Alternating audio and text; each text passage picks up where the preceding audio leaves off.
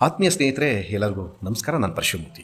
ಪುಸ್ತಕಗಳನ್ನು ನಾವು ತಲೆ ತಗ್ಗಿಸಿ ಓದಿದರೆ ನಮ್ಮ ಜ್ಞಾನಾರ್ಜನೆಯಿಂದ ಮುಂದಿನ ದಿನಗಳಲ್ಲಿ ನಮಗೆ ಗೌರವದಿಂದ ತಲೆಗೆತ್ತಿ ನಡೆಯುವಂತೆ ಮಾಡುತ್ತವೆ ಅನ್ನೋದಕ್ಕೆ ಒಂದು ಜೀವಂತವಾದಂತಹ ಒಂದು ಸಾಕ್ಷಿ ನಮ್ಮ ಅಂಕೇಗೌಡರು.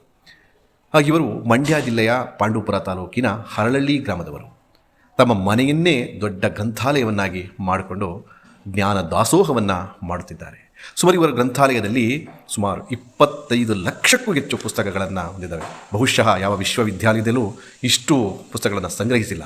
ಅಂದರೆ ಎಲ್ಲ ರೀತಿಯ ಎಲ್ಲ ಕ್ಷೇತ್ರದ ಪುಸ್ತಕಗಳನ್ನು ಸಂಗ್ರಹವನ್ನು ಮಾಡಿ ಆ ಗ್ರಾಮದ ಸುತ್ತಮುತ್ತಲ ಗ್ರಾಮದ ಬೇರೆ ಬೇರೆ ನಗರ ಪ್ರದೇಶಗಳಿಂದ ಜಿಲ್ಲಾ ಕೇಂದ್ರಗಳಿಂದ ಬಂದು ಇಲ್ಲಿಗೆ ಓದ್ತಕ್ಕಂತಹ ಅನೇಕ ಜನರಿದ್ದಾರೆ.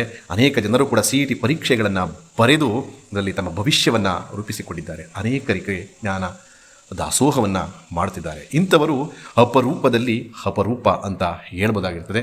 ಮನೆಯನ್ನೇ ದೊಡ್ಡ ಗ್ರಂಥಾಲಯವನ್ನಾಗಿ ಮಾಡಿಕೊಂಡಿದ್ದಾರೆ.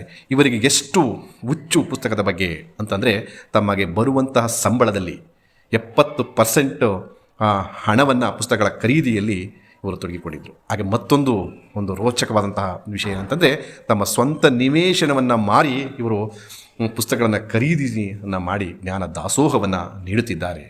ಇವರ ಸೇವೆಯನ್ನು ಗುರುತಿಸಿ ಇತ್ತೀಚೆಗೆ ಭಾರತ ಸರ್ಕಾರವು ಪದ್ಮಶ್ರೀ ಪ್ರಶಸ್ತಿಯನ್ನು ನೀಡಿರುವುದು ಬಹಳ ಸಂತೋಷ. ಇವರಿಗೆ ಅಭಿನಂದನೆಗಳನ್ನು ಸಲ್ಲಿಸುತ್ತೇನೆ.